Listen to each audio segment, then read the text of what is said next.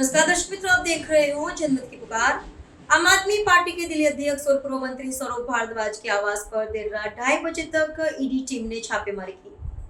करीब 18 घंटे की रेड के बाद जैसे ही प्रवर्तन निदेशालय की टीम सौरभ भारद्वाज के आवास से रवाना हुई तो उन्होंने पूरे मामले पर चुप्पी तोड़ी। सौरभ भारद्वाज ने कहा कि सभी साथियों का दिल से बहुत बहुत आभार, हम लड़ेंगे और जीतेंगे। इस दौरान सौरभ भारद्वाज ने ईडी और भाजपा पर कई गंभीर आरोप लगाए। सुनिए। दोस्तों, आज की प्रेस वार्ता में मैं भारत के अंदर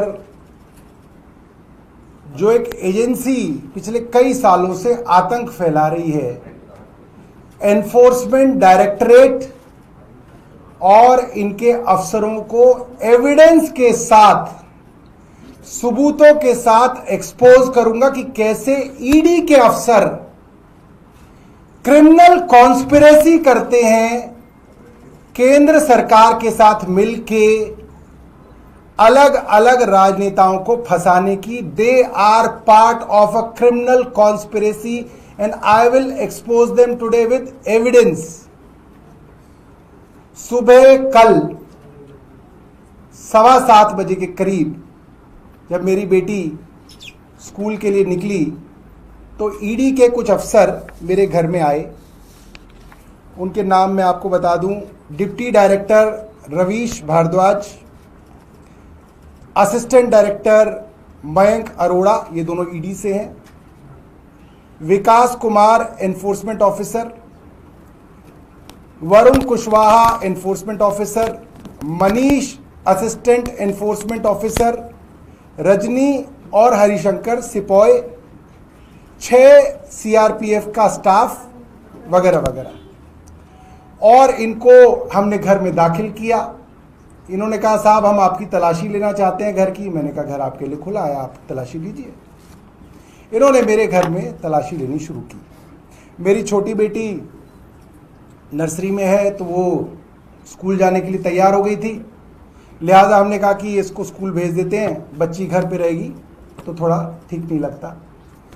और उसके बाद जो है हमारे घर की तलाशी का अभियान शुरू हुआ। पूरा घर इन्होंने ढूंढा, अलमारी, कपड़े, ये वो जो भी है। और उसके बाद मुझे लगता है कि 10-11 बजे या शायद 11:30 बजे होंगे, इन्होंने ढूंढांड, इनकी दूसरी टीम ढूंढांड करने लगी मेरे घर में। और जो असिस्टेंट डायरेक्टर साहब हैं मयंक जी, मिस्टर मयंक अरोड़ा, और इनके साथ जो इनके एनफोर्समेंट ऑफिसर थे विकास कुमार, ये मेरे साथ बैठ गए और बोले कि सर हमें आपकी स्टेटमेंट रिकॉर्ड करनी है।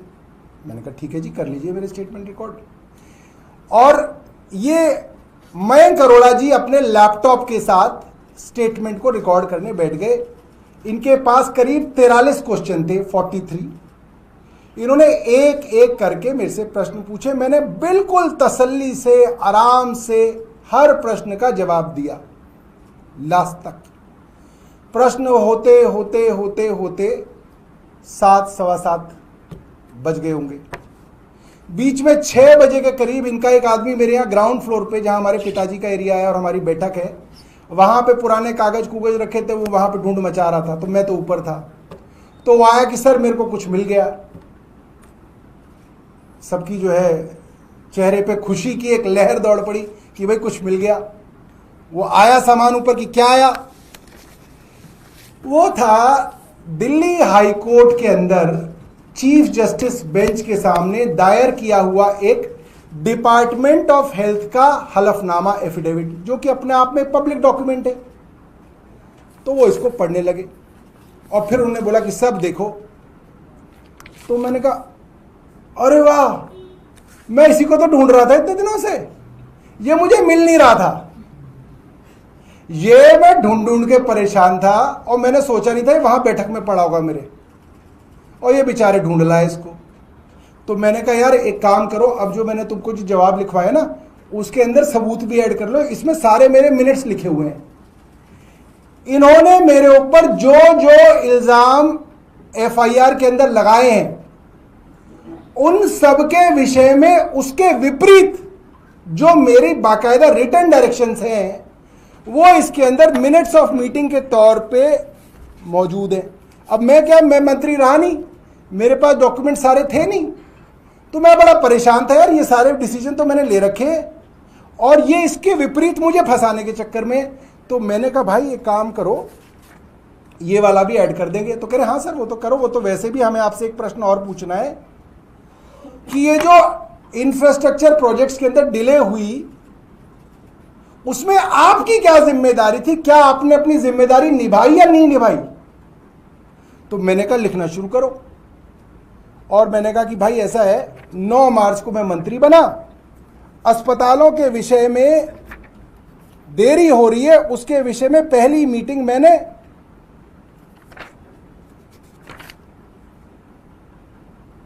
22 मार्च को कर डाली।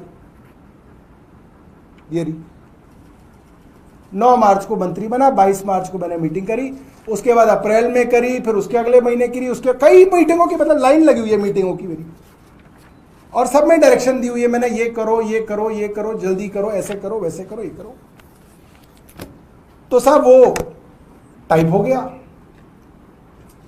उसके साथ मैं एक और पूरा का पूरा पैराग्राफ उसमें लिखवा चुका था कि ये पूरा का पूरा मामला फैब्रिकेटेड है, झूठा है, और दिल्ली के उपराज्यपाल विनय कुमार सक्सेना ने क्रिमिनल कॉन्स्पिरेसी करके मुझे फंसाने की कोशिश की है, और इसके सबूत मेरे पास है। आई हैव एविडेंस।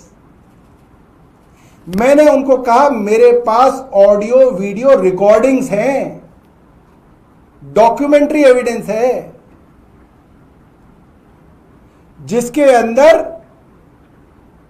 क्या क्या हुआ, कैसे अफसरों को डायरेक्शन दी गई, कैसे डायरेक्शन पे अफसरों ने मुझे फंसाने की कोशिश की, एलजी के अपने दफ्तर में उनकी मीटिंग में जहां पे चीफ सेक्रेटरी थे, हेल्थ सेक्रेटरी थे, सर्विसेज के अफसर थे, सर्विसेज सेक्रेटरी थी जो कि एसीबी के हमारे चीफ की पत्नी है, वो सब मौजूद थे। मेरे पास वहां का भी एविडेंस है कि उस मीटिंग में क्या क्या हुआ, एलजी ऑफिस का भी है, और मैं इसमें लिख रहा हूं। तो सर दे दो, तो मैं कहा कोर्ट में दूंगा। कह रहे सर ये लिख दो, मैंने कहा लिख दो, I will submit it to the court at appropriate stage. तो जी हो गया, 7:45 के करीब बज गए, एविडेंस रिकॉर्ड हो गया, पंचनामा बन गया कि जी क्या क्या यहां पे बरामदगी हुई, उसका पंचनामा होता है। पंचनामे के अंदर सीजर में लिखा गया 2 चीजें मेरे घर से बरामद करी गई, 2 कागज।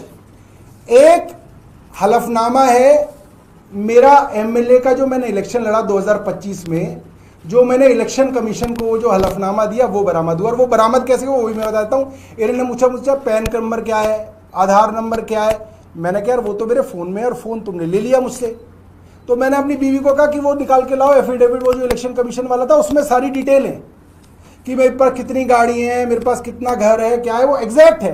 तो मैं इसमें से पढ़ पढ़ के बता रहा था उन्हें, और उन्होंने इसी को सीज करके कह दिया ये एक इनक्रिमिनेटिंग डॉक्यूमेंट है। मतलब ये वो डॉक्यूमेंट है, ये पंचनामे में लिखा है उन्होंने इसके बारे में, ये मेरे द्वारा दिया गया इलेक्शन कमीशन को एफिडेविट, जो पूरी दुनिया को पता है और वेबसाइट पर डला हुआ, ये मेरे खिलाफ इनको एक इनक्रिमिनेटिंग एविडेंस मिला, डॉक्यूमेंट मिला 20 पन्नों का। जो पंचनामे अभी आपको देंगे तो उसमें कहेंगे 20 पन्नों का इनक्रिमिनेटिंग डॉक्यूमेंट मिला, वो ये है 20 पन्ने। ठीक है जी।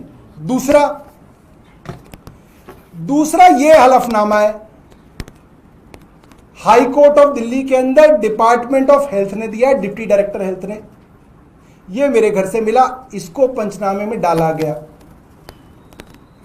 उस पंचनामे पे पंचों के सिग्नेचर किए गए। पंच कौन होते हैं?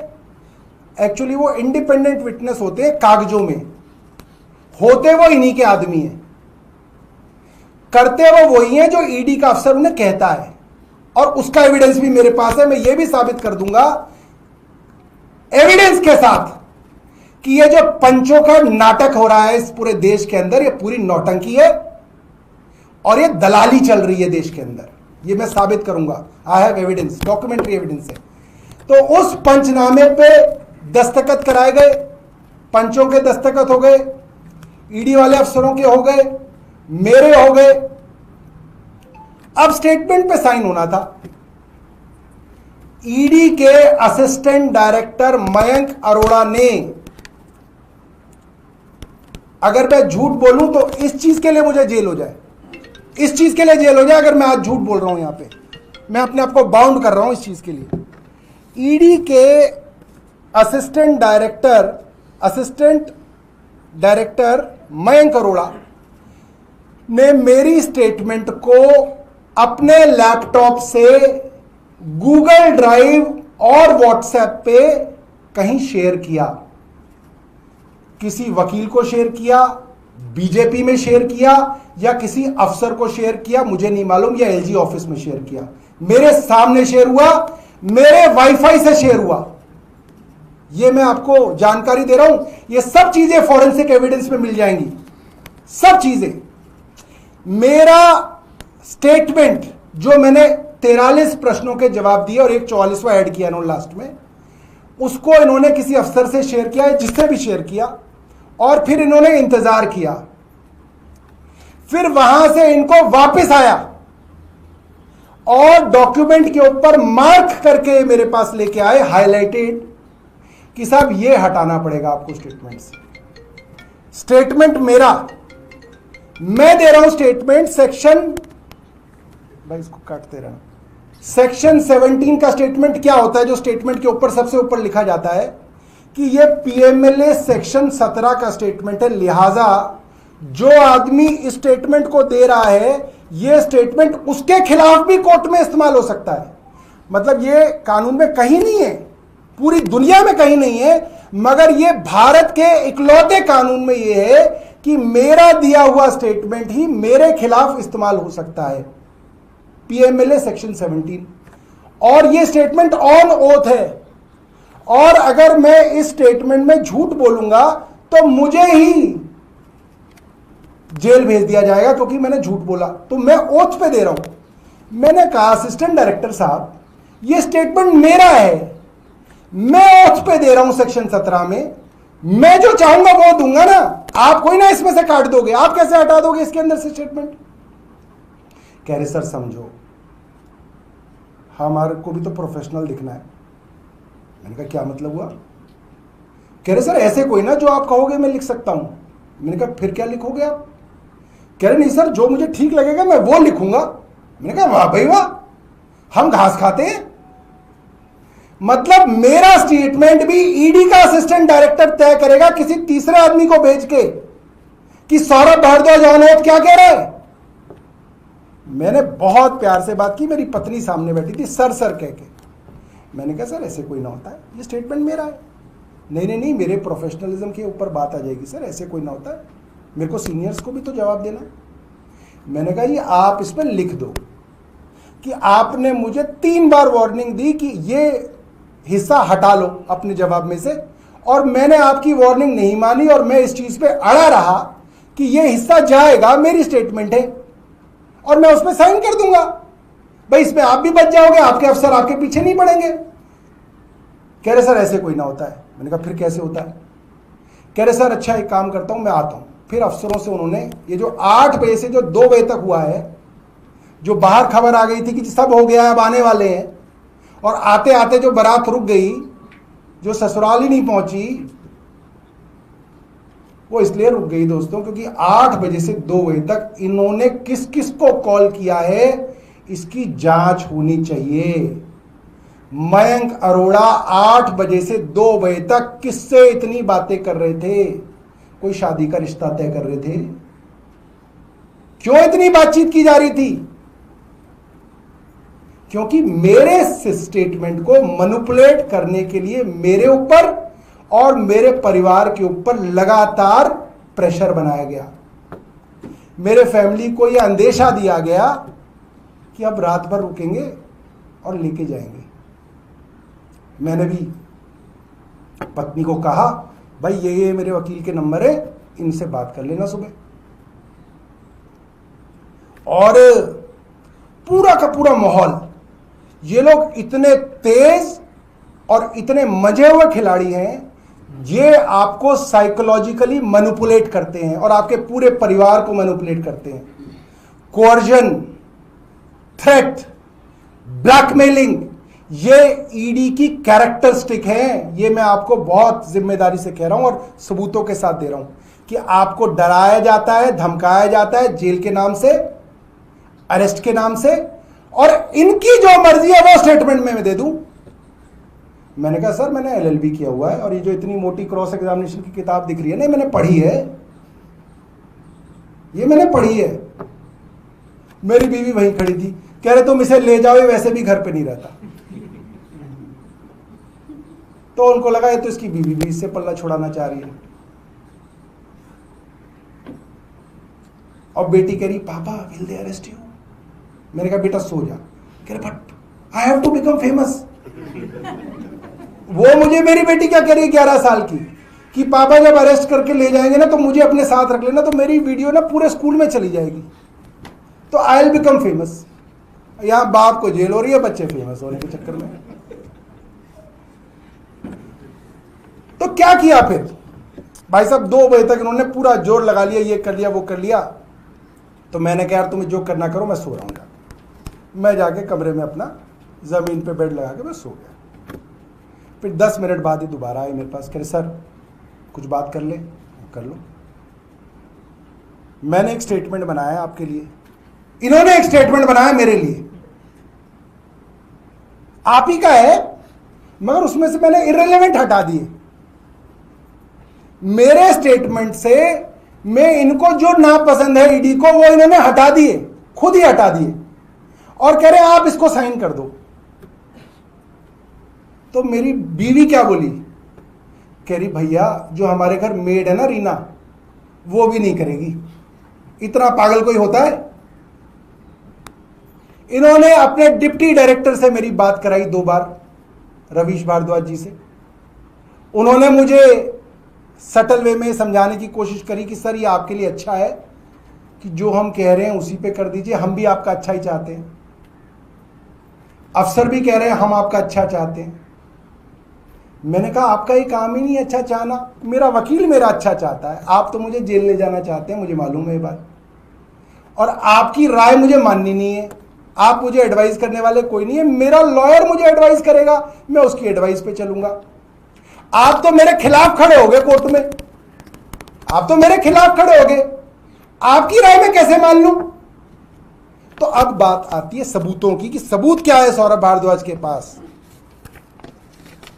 तो दोस्तों, एक मुझे ईडी वालों से बहुत सख्त शिकायत है, और घर में परिवार वालों को भी है, कि भाई ये जो 13 ठिकाने मेरे जहां छापे पड़े हैं, ये कम से कम मुझे तो बताया जाए कहां हैं, मैं कब्जा तो लूं उनके। भाई मेरे 13 ठिकानों पे कल छापा पड़ा और मुझे ही कब्जा नहीं दे रहे आप, कम से कम मेरे को कब्जे में तो दो वो ठिकाने, मैं बेचूं उनको, डिस्पोज ऑफ करूं, या ईडी उनकी पावर ऑफ अटर्नी बना के दे मेरे नाम की कि जी हमारे हिसाब से ये आपके हैं, तो भाई दे दो तुम मुझे। ये कौन से ठिकाने हैं? मेरी बेटी पूछ रही है पापा do you have an office? मैंने कहा बेटा वो तो सरकारी है। कह रही नहीं एक है ऑफिस जिसका फोटो चल रहा था। बेशर्मो, शर्म करो, डूब मरो। इन लोगों को डूब मरना चाहिए। इन्होंने आज देश को क्या बना दिया है। मैंने इनको कहा यार एक बात बताओ, मैं 11 साल से एमएलए रहा, मेरे 11 साल के करियर में कम से कम 300 जेई एई एक्सीनो से मेरा पाला पड़ा होगा, कम से कम 5 दर्जन एसएचओ से मेरा पाला पड़ा होगा मेरे एरिया के अंदर, अलग अलग 5-6 थानों के अंदर। कम से कम नहीं तो 1,500 ठेकेदारों से मेरा पाला पड़ा होगा, कम से कम। एक से पूछ लो, कोई एक आ जाए ये कहने की हमने उससे पैसा लिया, एक आदमी। 1,500 ठेकेदारों से काम कराएगा एज एन एमएलए, 300 इंजीनियरों से पाला पड़ा होगा, और पता नहीं कितने लोगों से पाला पड़ा होगा कॉन्स्टिट्यूएंसी वालों से, कितनों से। एक आदमी ले आओ, कोई एक आदमी जो कह रहा हो कि भाई सौरभ भारद्वाज ने सड़क बनवाई थी, इतना पैसा ले लिया था, मैंने झूले लगवाए थे, इतना पैसा ले लिया था, इसका ये काम कराया था। अरे नंगा नाच हो रहा है। कोई क्यों ईमानदार रहेगा इस देश में? क्यों रहेगा कोई ईमानदार? तुम हर आदमी को चोर साबित करने में लगे हो। आप अपने देश की नींव को खराब कर रहे हो, आप अपनी जड़ें खराब कर रहे हो, क्योंकि आप किसी आदमी को यह क्रेडिट तक नहीं लेने दे रहे कि वो ईमानदार है। वो क्यों ईमानदार रहेगा इस देश में, क्यों रहेगा?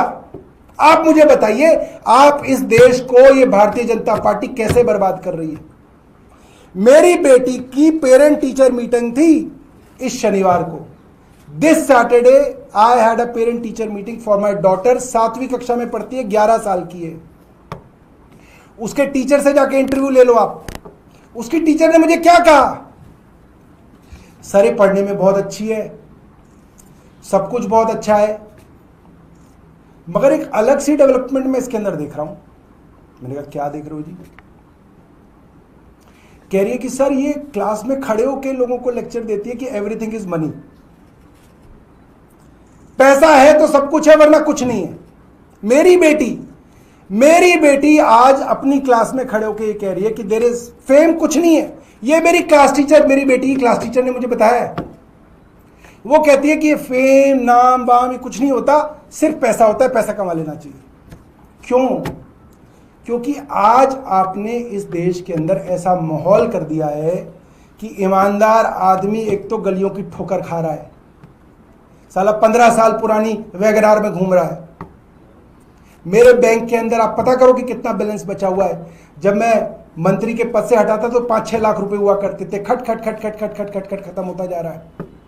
शायद 22-23 हजार रुपए पड़ा है मेरे अकाउंट में। पेंशन शुरू नहीं हुई है, कह रहे हैं सरकारी अकाउंट खुलवा लो। पहले बोलते रहे प्रोसेस हो रही है, प्रोसेस हो रही है, प्रोसेस हो रही है। अब कह रहे सर वो सरकारी अकाउंट, तनख्वाह प्राइवेट अकाउंट में आ जाएगी, पेंशन के लिए सरकारी अकाउंट खुलाऊं। चलो खुला लेंगे, अब आगे बताता हूं।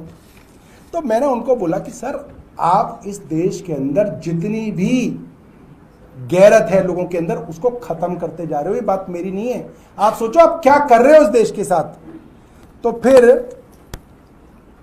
असिस्टेंट डायरेक्टर साहब ने क्या काम किया आप सोचिएगा।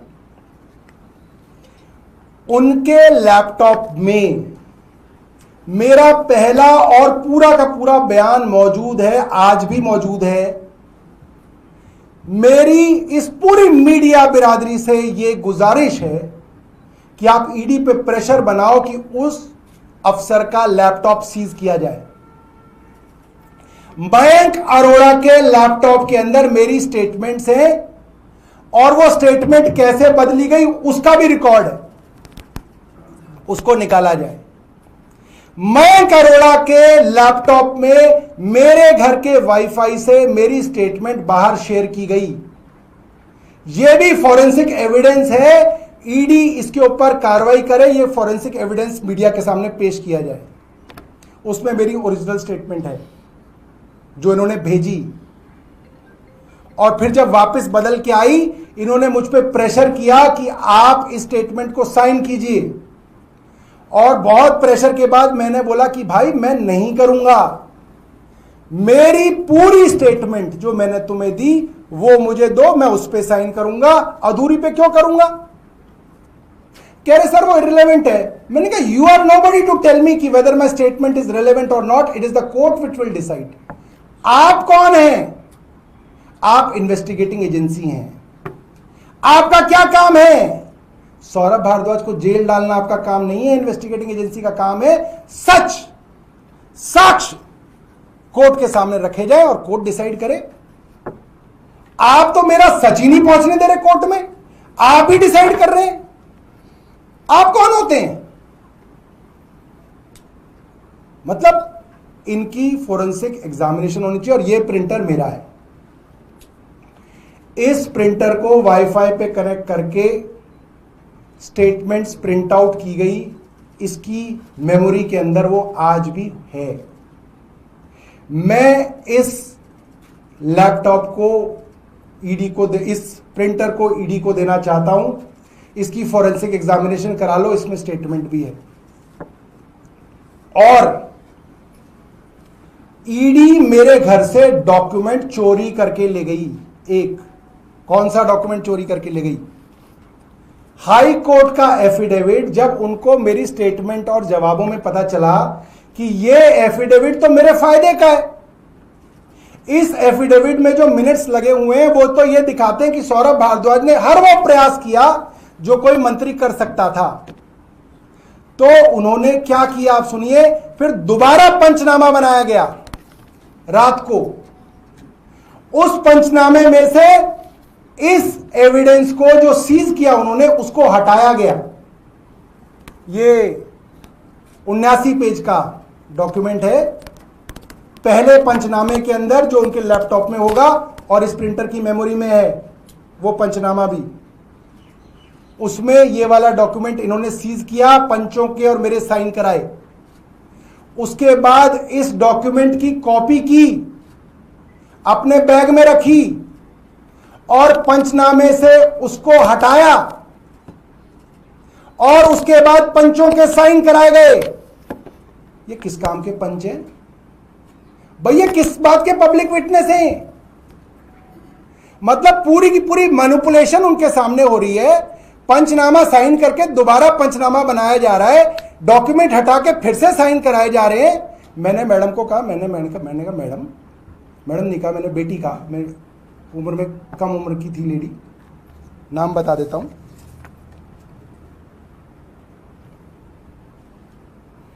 स्नेहा जायसवाल, मैनेजर हैं पंजाब एंड सिंध बैंक में। मैंने कहा मैडम बेटा, पंच या पब्लिक विटनेस का क्या मतलब होता है? यहां जो हो रहा है उसको दर्ज किया जाए। इसमें ये सारी बकवास है।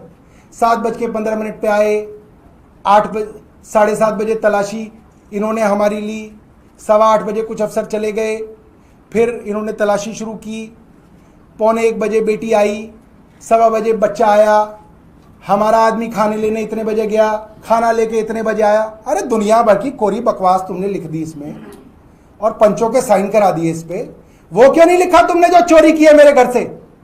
वो क्यों नहीं लिखा तुमने कि तुमने मेरी स्टेटमेंट रिकॉर्ड की और उसके बाद उस स्टेटमेंट को बदला और उसके बाद मेरे को साइन कराने की कोशिश की और मैंने कहा मैं अपनी स्टेटमेंट पे करूंगा वरना नहीं करूंगा? वो क्यों नहीं लिखा पंचों ने? मैंने कहा इन मैडम से, मैंने कहा मैडम पंच का मतलब ये होता है मेरी बेटी के जाने का टाइम और आने का टाइम नहीं होता। जोमेटो से कितने बजे तुम्हारे खाने की डिलीवरी हुई उसका टाइम नहीं होता उसमें।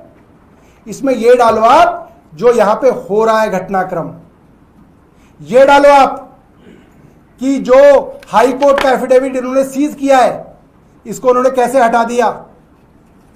ये डालो आप कि मैं कह रहा हूं कि मैं इनकी कही हुई स्टेटमेंट पे साइन नहीं करूंगा, अपनी पे करूंगा। ना जी ना। क्या कह रही है पंच? कह रही सर ये सही तो कह रहे हैं, जो रिलेवेंट है वही तो लिखेंगे, ये ठीक लिख रहे हैं। मैंने कहा पंच जी आप यही लिख दो अपने पंचनामे में कि एज अ पब्लिक विटनेस मैंने सौरभ भारद्वाज को यह राय दी कि जी जो ईडी कह रही है उसी पे साइन कर देना चाहिए क्योंकि इनको ज्यादा पता है। यह पब्लिक विटनेस का स्टैंडर्ड है और ये इनकी मिली भगत है। तो दोस्तों एविडेंस आपके सामने है। Evidence assistant director ED Mayank Arora के लैपटॉप में है और इस प्रिंटर के अंदर है। मैं दरख्वास्त करूंगा आप मीडिया से, देखो ईडी तो सुनेगी नहीं, वो तो उनको तो कहेगी कौन सी प्रेस कॉन्फ्रेंस, हमको तो पता ही नहीं चला। आप लोगों को ये मोर्चा उठाना पड़ेगा क्योंकि अगर आप आज दब गए तो आपके घर भी छापा पड़ेगा और ऐसे ही स्टेटमेंट पे साइन कराया जाएगा। सबके घर छोड़ेगा कोई किसी को नहीं। यहां पे ये बड़ी खराब स्थिति आ गई है, ये बहुत खराब स्थिति है और बड़ी शर्मनाक स्थिति है कि इस देश को कैसे बचा के ले जाएं हम। मुझे तो ये लगता है कि टफ है।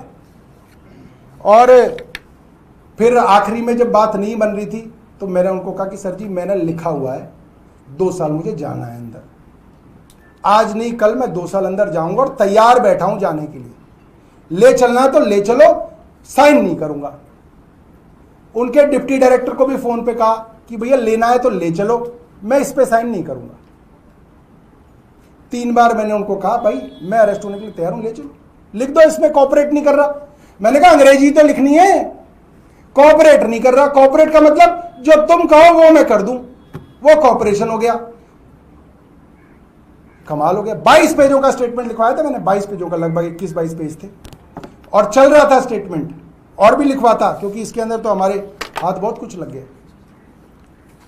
तो साथियों दूसरी बात, एक और बड़ी जरूरी बात है, मैंने उस स्टेटमेंट में लिखवाया कि साहब आप मुझसे जो इतनी सारी चीजें मांग रहे हो ये सरकारी डॉक्यूमेंट्स में है, मेरे हाथ से लिखे हुए सरकारी डॉक्यूमेंट जो सरकारी फाइलों में सेक्रेटेरिएट में वहां पे हैं। मैं आपको रिक्वेस्ट करता हूं कि आप सरकार से मुझे दिलवा दो। मैंने आरटीआई लगा के सरकार से कुछ डॉक्यूमेंट मांगे मुख्य सचिव से, उन्होंने कहा ये डॉक्यूमेंट एग्जिस्ट ही नहीं करता, ये मेरे पास आरटीआई है। कह रहे सर ये लाइन हटा लो। मैं क्यों हटा लूं? कह रहे सर हम कोई ना देंगे डॉक्यूमेंट। मैंने कहा और कौन देगा? कह सर आप डायरेक्ट मांगो सरकार से। मैं कहा सरकार तो मेरी आरटीआई का जवाब नहीं दे रही, आप मांगो ना। तो क्या बोला असिस्टेंट डायरेक्टर साहब? कह रहे सर हमारा काम कोई ना है डॉक्यूमेंट्स लाना। मैंने कहा अच्छा आपका काम मेरे घर छापा मारना है।